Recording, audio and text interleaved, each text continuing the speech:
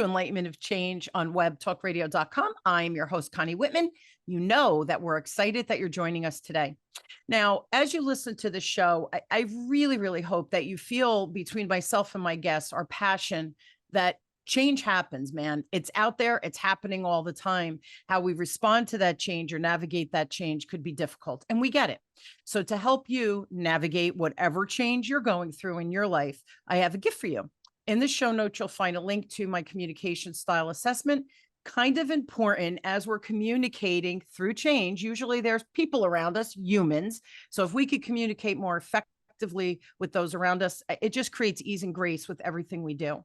So you will get 2 reports after taking the assessment. One will spotlight your natural communication superpowers, how your messages is landing, really what I'm saying. Flip side, there'll be blind spots. So your lowest score are those that you communicate 100% or 180 degrees different than you. And that will shine a light on those blind spots. For me, I think that is the more important report because we really need to know and identify our blind spots so we can work on either minimizing them or at least challenging them to make it better. So again, I hope that helps you navigate change in your life. Now, my motivational quote today is by Jake Dyson, and Jake says, I don't like the word dynasty, but that's what it is. It's not just a business. There's a lot going on in the background. This was interesting. My guest today and me looking for my quote that I had yet to think about what I was going to do with my business once I retired. This was a couple of years ago. Well, now my kids are grown and they're developing their own skills as they move forward in their careers. Now, will they want to continue with my business or will I have to sell it? Don't know. Jury's still out. Now, if you're like me, owning a business and we're approaching that retirement in the next decade or so, or at least at best slowing down, what are the next steps? Now, these are good questions. I hope if you're a business owner that you're starting to ponder these, especially if it's a family-owned business. Well, today I have an amazing guest expert. My guest is Jeremy Stevenson. Now, Jeremy founded iBridge to return to what he loves, helping family businesses achieve their goals. Now, he co-founded and sold a $1 billion+ company and has helped over 100 family businesses achieve their goals and has run 2 family businesses of his own. Now, outside of business, he mentors military veterans, advocates for animal welfare, is a car and bourbon enthusiast. We're going to change words in the dictionary, a bourbon enthusiastic, and he tries to play golf as frequently as possible. So please help me welcome my guest, Jeremy, to the show. Jeremy, thanks for being on. Thank you very much, Connie. I appreciate you having me on. Let me talk to your audience. And yeah, I'm here. Yeah. And, as a small business owner, that question when I was in my 40s and even in my early 50s, like, you didn't think that far into the future. Now my kids are done with college on their career and I'm looking to slow down and eventually unplug from the business totally. So what are those next steps? So I don't think I'm the only one who's pondering those questions. So first question, I know this is your zone of genius, 100%. So what are some of the misconceptions or myths about family businesses that you've encountered doing your work? And then the second part to that question, how do these misconceptions affect the decision and maybe even the actions that the family-owned business owners take? Yeah, misconceptions is that it's easier than having a closely held business or a non-family related business, basically, because it's family. Of course, everybody gets along. And the challenge is it's not. I mean, you mix family, finance, and business in a pot and throw a match in there and just wait for it to explode at 9 times out of 10. So, there's another adage that you can't fire family, but that's not true. I've seen it happen many, many times, and that doesn't create exactly a good Thanksgiving dinner either. So, how do you continue those relationships? How do you mend those relationships? But family business is also intermingled with the family. I mean, case in point, how do you tie those two together because they are intertwined? There's no way to do it. So how do you basically step back? And for you and for every other family business owner out there, they need to create a life, business, and retirement strategy or a wealth strategy, depending upon what you want to look at it. But they're all intertwined. There's no way to separate them. So personal finance, business finance, how do you separate those? But how do you intertwine them? Business-wise, how are you going to use that business to build the life and legacy that you're trying to figure out? And life aspect to what you were initially mentioning, what are you going to do with the business? But eventually you're going to have to step away. I mean, you're not going to die at the desk. Catastrophic health event's going to get you long before that 99% of the time. So, and the challenge to your point is, a lot of times it's family dynamics and lack of transition planning or poor transition planning that kills these businesses. It's not lack of growth. I mean, once you achieve that sustainable phase from a growth perspective in the life cycle of a business, you're through emerging growth, you've got a product, you've got a reputation, you've got the connections and relationships, and you've got distribution channels. You may not scale the business if you had bad leadership, but that lack of transition planning, who you're going to hand the baton to, or how you're going to hand it, or if you're going to put a sales sign in the front yard, or whatever your options are, a lot of times that's neglected because somebody doesn't want to poke the bear of the family business or the family dynamic, because you've got a lot of family members sometimes intertwined in how they're related to the business, whether they're getting paid, they're involved, they're on the board, or if there is a board or whatever it is. And a lot of times also it's a little more lackadaisical in terms of defined roles. So, defined roles in terms of this is the hierarchy of how businesses are structured, as it would be like in a Fortune 50 or a big corporation. And a lot of times it's really what I try to at least just succinctly say, that we need to craft this into a mini Fortune 50 company. You don't have to have all the red tape and the BS associated with those big companies. But, if you can structure it that way, where it's rinse and repeat systems, processes, there's KPI, there's predictable revenue, you're monitoring the heartbeat of the company from a financial standpoint, from a productivity standpoint. And then, of course, you create a clear path of what's going to happen in the long term for that business, the handoff. Because, I get asked sometimes why I do this. And it's a variety of different reasons, but honestly, I save families and I save employees' jobs. That's really what it comes down to. Because families will implode because of this stuff. I've seen it happen. There's no doubt about that. You can destroy a family in a heartbeat. The other side of it is the employees. If somebody doesn't plan appropriately, that's their livelihood. They're not, probably independently wealthy. They need that employment. So, are you going to sell the business, and who are you going to sell it to? Are you going to hand the business to the next generation, or are you going to hand it to another external leadership team and create a family wealth asset? It's just, you can basically have three options from a handoff perspective, and we can get further into that. But yeah, it's creating that clarity, because that instills confidence in the workforce that you have. And then, of course, if you do it right, then the employees continue to operate, the business continues to be a legacy, and they continue to have employment. But and the family obviously usually stays good. And it's until you're going through it, you don't think about it, right? Like I started with my communication, we have blind spots. Well, it's the same thing in business, especially if it's a family owned business that you have multiple family members participating. The roles get blurred both on your as a family, but also on the business side, so that it's a blind spot, but we don't even know it because we're doing the business. That's our zone of genius. Whatever, you're a mom and pop making tiramisu that you're selling, globally, whatever the product or service is. But at the end of the day, we don't know what we don't know, because we know our business, right? We know how to make the tiramisu. In my case, I know sales. So yeah, I get it, man. And having family members, it's not like you said fire, but sometimes we do need to fire the family member if they're not enhancing the business, and what is their role and what is their investment of capital or time or whatever it might be. Yeah, blind spots, they exist. It's funny. I remember, because now both of us have aging parents, right? We're at that age personally. And we were saying that before we hit the recording. Until you're in it, like people say, oh, you become the parent. And until you become the parent, you have no idea about what that role and what that shift is going to look like, when it's going to happen, and all those things. It's real. So these are things that we have to talk about and think about, because they probably are blind spots for a lot of family-owned businesses.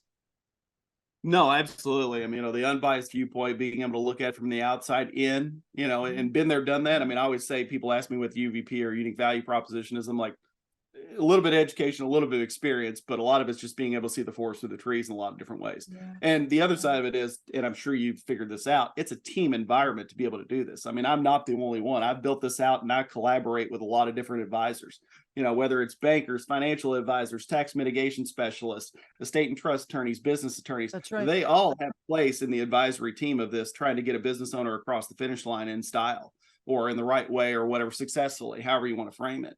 So it's not a one person job. But yeah, how do you, basically my job is basically to create a harmonious family dynamic focused on wherever that business needs to go, and define where that business go, and walk the owner and the family through those steps, essentially, of what's your vision, goals, and timeline. All right, what's your team look like?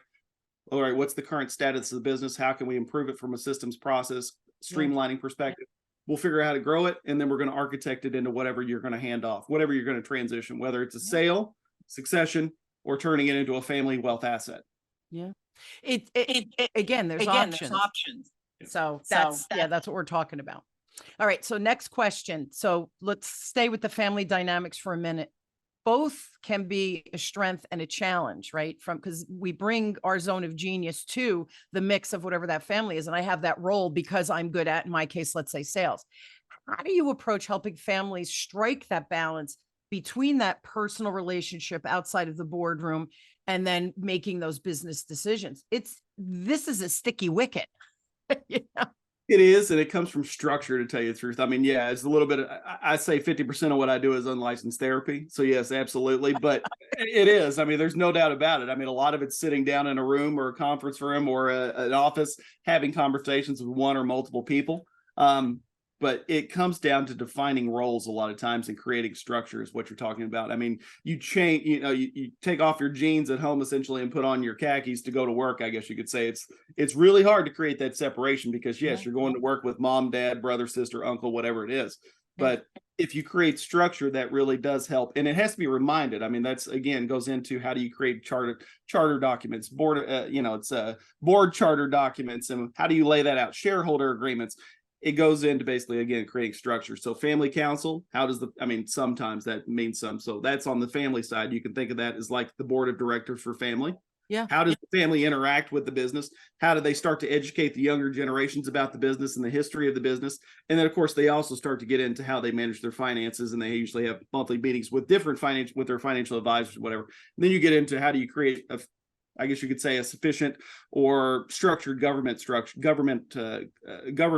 for the business. Board of directors is set up for independent directors, so you can have external viewpoints. It's not just mom, son, brother meeting at a restaurant for a board meeting, and then somebody going off and saying, "Yeah, we had dinner, and we're going to do this." No, I mean, you actually have to have a legitimate board structure essentially to determine where do you want to take this business, just like you would at a bigger company. How do we want to get there? What are we achieving right now? And then, of course, what's it going to take to achieve where we want to go? I had a friend, we both came up, the banking, and she was trust officer and I was the financial advisor. And then eventually I got into the trust side. And it's such an education as you learn, right? I went from that under $500,000 investing to over $1 million in investing. So it's same strategies, but just a little bit different, right? You got to tweak it. But I remember two things. So when I first became a trust officer, now you're seeing families where there's wealth, and the fighting and discontent that goes on. It was heart-wrenching for me because I'm so family oriented. And I remember I came home and I said to my parents, now this is, 20 something years ago, almost 30 years ago. I said, we need to have a family meeting, and you need to tell us who you want to have what assets. Yes, your house and cash and whatever. Okay. It gets split evenly 4 ways. But what about mom, your china? What about dad, your tools? What about, the stupid little things? And we had a family meeting, and my mom had a little black book. So it's not in the will, right? But in the black book. And I'll give you an example of how silly, how what you're saying though is so important, that we have to get in the weeds and discern who gets what and who's going to have what role. And so my one sister, who's a great cook, she could cook well, let's put it that way. She says, I want mom's pot, sauce pot, because it's seasoned. And I don't like to cook, Jeremy. I'm like, you can have the pot. I don't want the pot. Now, was there any value in that pot? Well, to her, my sister, there was a tremendous value, where to me, it's a pot. So I think communication is, especially having someone like you guiding that conversation, like I guided for, the stupid little things, if you will. But it by doing that proactively, it takes the angst away when, God forbid, the day comes where whoever's at the helm, the leader of the business, is gone. The other thing I wanted to say about building a team, right? My business owners that are listening, and they do want to leave that legacy or sell the business or leave it to their beneficiaries. I had a friend, my friend Debbie, that we did the trust. She did the trust. And then she left to start to sell real estate. She had just a fascination with it and did very well. And then her husband got sick, and she says, you know what? I need a steadier paycheck. Went back into banking and the trust, and they had to run the real estate division for the wealth. So she made sure that the properties were taken care of and all of that. She's another piece of the puzzle with the T&E, the trust and estate attorney, with the financial, right, the trust advisor at the bank. And then she's the real estate expert because of her trust background, but then the real estate background. Having the right people in the right position is critical. And businesses, they thought, well, I ran a business. I own this business. I created this business. You can't do it alone. You need to build that team and make sure you have the right players playing on your side. No, absolutely. I mean, anybody that says they're a jack of all trades, I mean, 007 doesn't really exist in the real world, so to speak. So, I mean, yes, you have to have professionals. If you want brain surgery or you need brain surgery, you hire a brain surgeon. Cardiac surgery, obviously, you hire that. And that's the way that I design these teams. And it's not really, it's business owners have these teams essentially. So I collaborate with them and we figure out where the holes are along the journey, because some people need to plug in. Sometimes it's the first time they need that team member, but it is definitely a collaborative team environment. There's no doubt about that. In terms of moving forward. Well, it is absolutely. I mean, you need professions because I'm not a lawyer. I'm not going to do tax mitigation things, but it is, it's not what you make, it's what you can keep, of course. And how do you design all that in terms of how do you get into immense wealth and all this good stuff? I mean, how do you build that and how do you structure it? And essentially, but yeah, in terms of being the referee for these particular businesses, in some cases, essentially, I mean, you're designing structure and you're the independent arbiter, essentially being able to bring consensus and design consensus in a unique way, essentially, so you can figure out how to relate that to the business itself. Because this is very personal. Oh, absolutely. No, I mean, the planning aspect and the family aspect is extremely personal. I can tell you that the first, I've got a fairly simplistic 5-step process that I use just for, I guess you get structure. And, it's first is what's your challenge, because we're on the phone for some reason, of course, but then it's vision, goals, and timeline. That conversation can take a year in terms of that, because owners have to start thinking about, okay, I'm going to actually have to retire. I'm going to have to hand the keys off. I'm going to put a for sale sign up, whatever. I'm getting out of the business.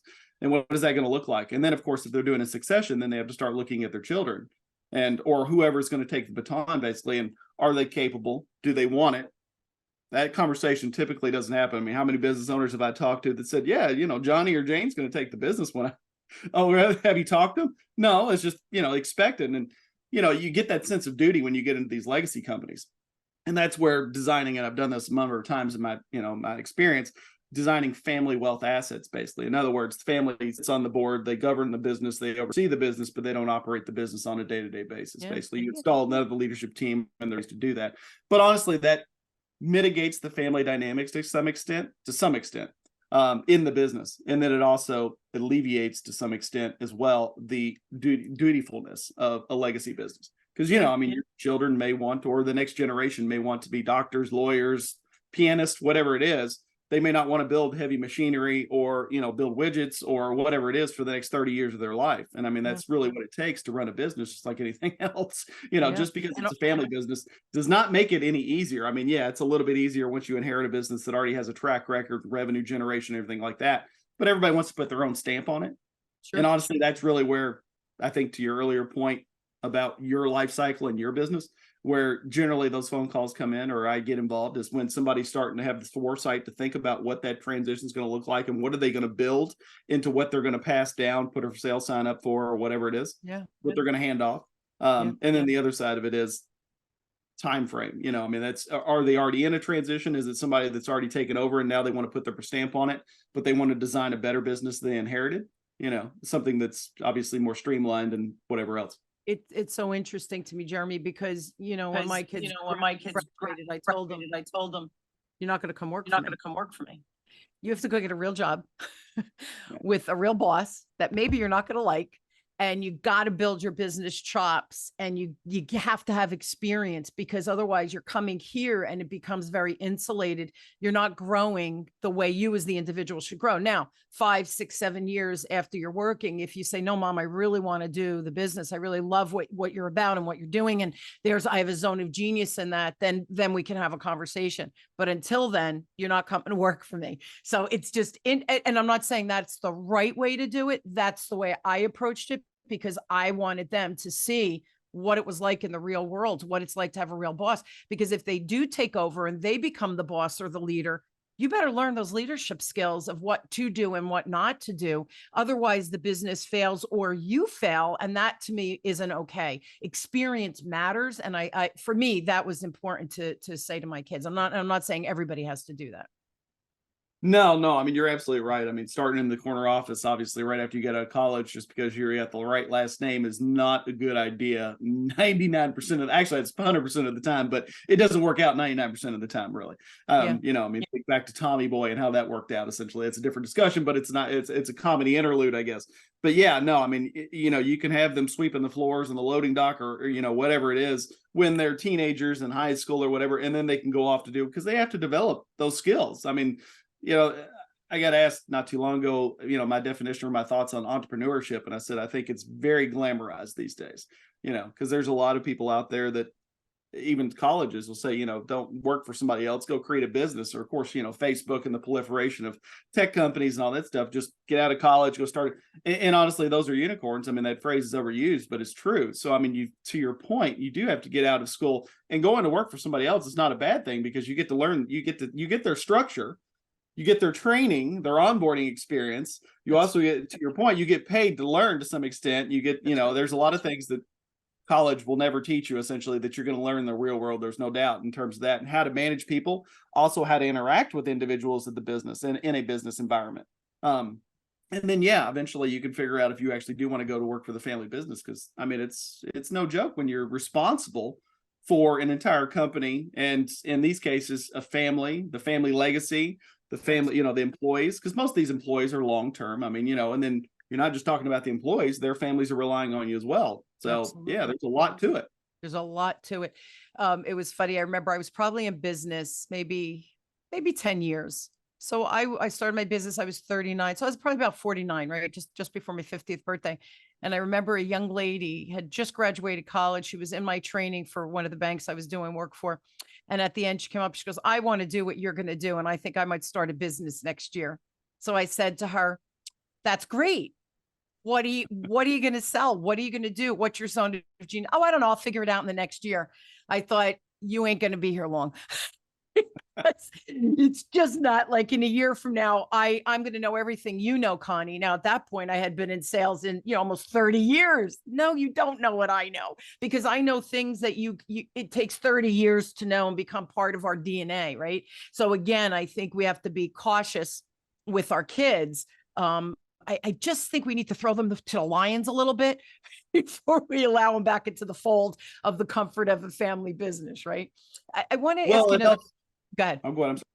I was going to say it helps too when you bring them in the fold, because I can tell you an oversight, and not to, just to touch on this again, is basically creating structure around family businesses, and not to have lackadaisical, which it usually is. Really defining those roles, creating structure as you would in a big company, because that helps from an onboarding experience, not only for the family but for others too, as you disseminate it down to rank and file employees. So yeah, it infiltrates every aspect of the business, essentially, and how you operate and how do you interact on a daily basis.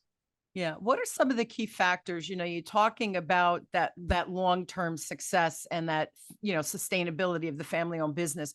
Are there any common traits or practices that you've seen amongst those successful family businesses that you've worked with in the past?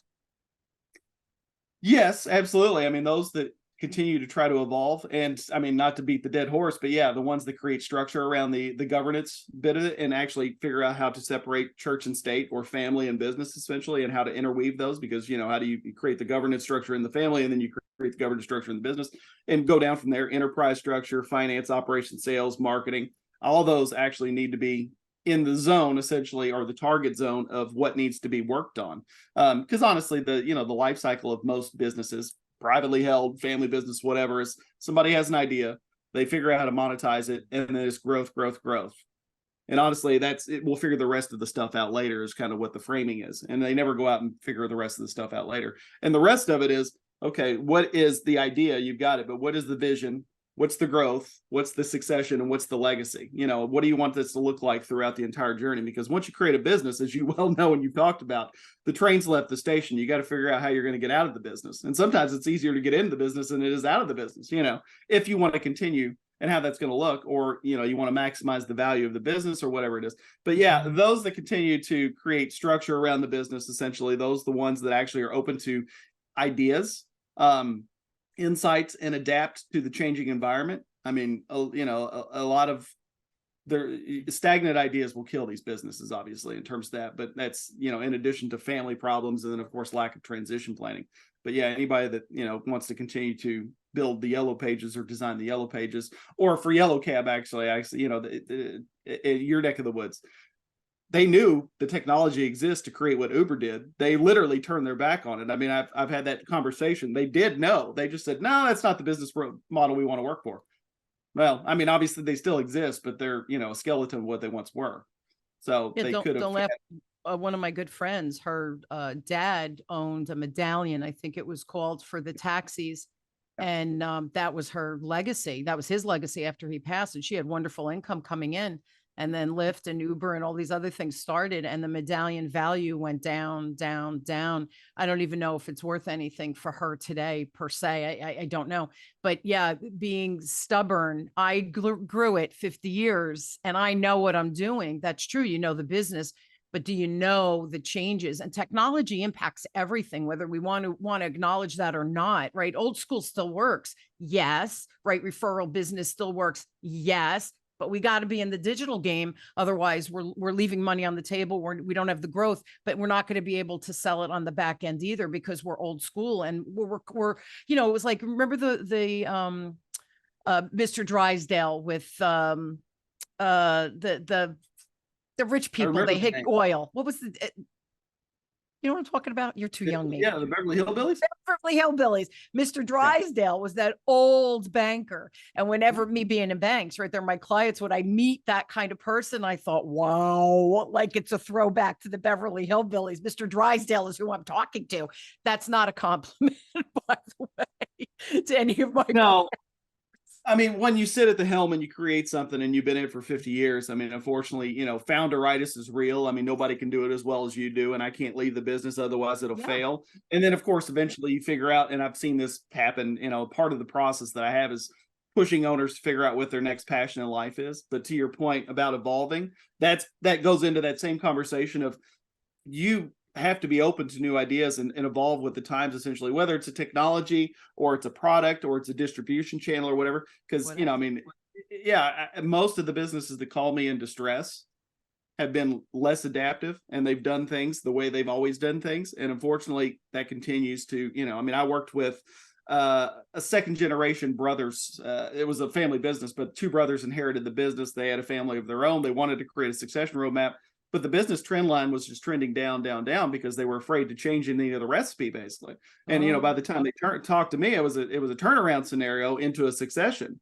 But, you know, how do we fix the bleeding and stop it? And I mean, honestly, for their particular business, we created some partnerships with some home flippers, because they had staff, they had the know-how, they had the talent, and they had the teams. They worked in the commercial building space, but, you know, their business was pretty cyclical, and that was the easiest way to fix it, is basically create partnerships. Well, one partnership led to 4 partnerships with home flippers, because their business is kind of 365 in that particular environment in that area of the country. So, you know, that basically kept their teams busy. So that started trending upward from a revenue perspective. And then we went through the business and systems, processes, structure, obviously. And then you start to figure out, okay, what are ways to sustainably grow this business? Because, I mean, you know, flash in the pan growth is different from sustainable growth. How do you design sustainable growth from a new partnership, new products, new distribution channels, new pricing structures in terms of that? And then you start to architect it into, you know, whatever you're going to sell. And the other side of that particular coin, with you're talking about Mr. Drysdale, is owners are everything to the business a lot of times. And that's a challenge. Even if they're building, you know, a $500 million business, they still are the first call for vendors to call them or customers to call them, even if they have a sales team, you know, because they built those relationships one-on-one, and then, you know, the business grew. And then the other side of it is being able to figure out how to get out of the way. Because if you're going to pass the business down, or if you're going to turn it into a sellable asset, the owner has to somewhat step aside, because somebody needs to create an asset that somebody else is looking to buy. Just because you have a business that does very good revenue doesn't mean that it's attractive to a buyer, and or is it the best version of something that you can pass down to the next generation, or are you just handing something down with problems that you've neglected to deal with for the last 15 years? And those two scenarios play out pretty often. Yeah. And Jeremy, here's the bottom line. It goes back to what I started with, right? I talked about the blind spot in communication. This is the blind spots of business. We're good at what we know, which is our business. That's why we started it. We don't know all of these pieces of the puzzle because we haven't been there yet. We have no experience with it. So just like we hire people that have experience within the organization, or hire the right attorney or right CPA, whatever it might be, because we need to do fill in the blank. It's the same thing here. When you're doing the succession plan, you're trying to sell, you're creating a legacy business, whatever it is. And I guess the moral of the story is we all have blind spots. That's number one. So honor it, right? It is what it is. And you don't, and here's the thing, they're blind spots. We don't know what they are. So you need to hire an expert like a Jeremy, right? That's number one. And then number two is through that advisory relationship, right? And if I hire you, you know what questions to ask me, you know what I should be thinking about. And then, like you said, with that one company where you introduced them to 4 different entities or advisors, and it took on a whole different trajectory, which is what they wanted to do in the first place. But we don't know what we don't know. So first step, you got to find somebody you trust that can ask you the right questions so that you're on the freaking right road. And then you can decide, I have 3 paths I can take, which is the right one right here, right now for me and my family. Yeah, absolutely. I mean, you know this obviously from your own personal experience, and all of us know it from different experiences. You know, where do we get our next dentist, doctor, whatever from? It's all through relationships, and you certainly this is transformational for the owner. I mean, these engagements are transformational for the owner personally, because they have to figure out what they're going to do with the rest of their life. And I don't mean play golf or travel around the world. They've got to figure out what's going to do to get them up out of bed, dog walking service, whatever it is, their next activity. That's part of the process. Eventually, they have to start figuring that out. And then the other side of it is it's transformational for the business too, because I mean, they're figuring out and getting clarity for what and setting it up for success in the long term, whatever it is. But yeah, I mean, it's a longer term play, and it's certainly a trust business. There's no doubt about it, because we spend way too much time at the office with other individuals, but certainly I spend way too much time with my partners or my clients. They have to trust me because we're recrafting what they're going to actually hand off, sell, or continue through other forms of ownership. Yeah, I like you use the word partners instead of clients, because they really are. They partner with you to bring their business to the next reiteration of whatever that is. The other thing, Jeremy, and we're out of time, but I just want to comment on this. I love that you said, what is the next step for that business owner? People ask me all the time, like, what are you going to do? And I say, I don't want to work this hard till I die, right? Certainly want to enjoy a little bit. Like when I don't have grandkids yet or any of those things. I want to have time for that. So something's got to give. But here's the other piece of the puzzle. I'm not just going to stop and do nothing.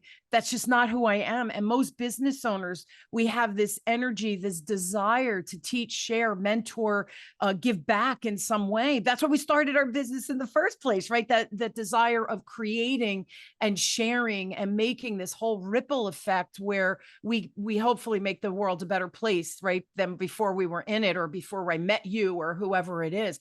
So I think that's important, because I think people don't really stop to say, well, what am I going to do? And the fear is, this is my fear. I will tell you, if I stop, does that mean that now I have nothing to get up for? I'll die. And I don't know that, because you know me well enough at this point. I got things to do. I still have a lot to do. I still have a lot of energy. And I think that my persona, right, will continue beyond me having my business or even hosting these podcasts. So really important question. That one just really struck a chord with me. And I hope that did for my business owners that are listening as well. We really are out of time, but guys, please check out Jeremy's website. It's iBridge Global Partners, plural.com. I will put it in the show notes. If you have a question, please reach out to Jeremy. He's an absolute delight to deal with. It's J Stevenson at iBridgeGlobalPartners.com. Again, I will put that in the show notes. Jeremy, I love seeing you. It was really good catching up, but thank you so much. This is an important conversation for anyone in business.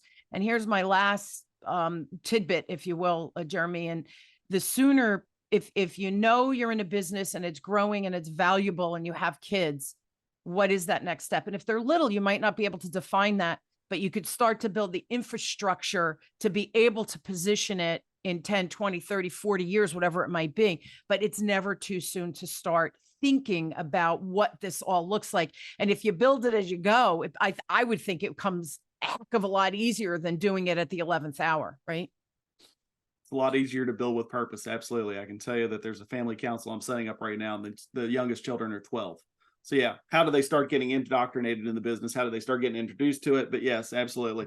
That is a big challenge starting early enough, because yes, it is easier to build with intent and it is to go back and fix it into what you're trying to hand off or sell. Yeah. But here's the bottom line too. It's never too late to start. No, matter no, where I mean, yeah, you got to do something. doing Otherwise, it's something bankruptcy or debt. yeah, doing nothing is not an option here, right, Jeremy? I love it. I love it. Thank you again. No, you don't want to do that. Yeah, thanks for being on and sharing just so much great information. I highly recommend going back and listening, maybe because Jeremy and I both talk fast. You talk really fast, dude, for coming from Kentucky. To the southern states usually are slower. Not you, my brother. I love it. But go back, listen, maybe take some notes, get questions so that when you do reach out to Jeremy, that you're really coming in with questions. I think that's an important piece of the puzzle. We have to start shining a light on those blind spots because they're multiple, and it's probably more than we think. So Jeremy, thank you again for being on. And I hope really a pleasure. And I hope you will join me weekly as we question, build, and discover together, no matter where you are on changing, fill in the blank, right? Everybody's got something going on. I truly hope my guests and I inspire you to take action with whatever that next baby step is. So in this case, it could just be a conversation with Jeremy to see if your business is even viable for sale or generational wealth, meaning that legacy type of business. Here's the deal. Information's a beautiful thing. If you do nothing with it, it's simply information. Please take action. If you're a business owner, reach out to Jeremy, ask some questions. I guarantee it will inspire, even if it's not Jeremy, it will inspire you to start thinking about what that next step is. And that's what the show and my guests really want for you. Thank you for tuning in. You've been listening to Enlightenment of Change with me, your host, Connie Whitman, on webtalkradio.com. I truly am personally inspired that you show up every week to meet my guests and hear our stories and our ideas. Please take action. I promise you magic happens on the back end. I love you all. Thank you for being on this journey of change with me, and I'll see you all next week. Have a great one, everybody. Thank you very much, Connie. I appreciate it. Truly, Jeremy, an honor to have you. Thanks again.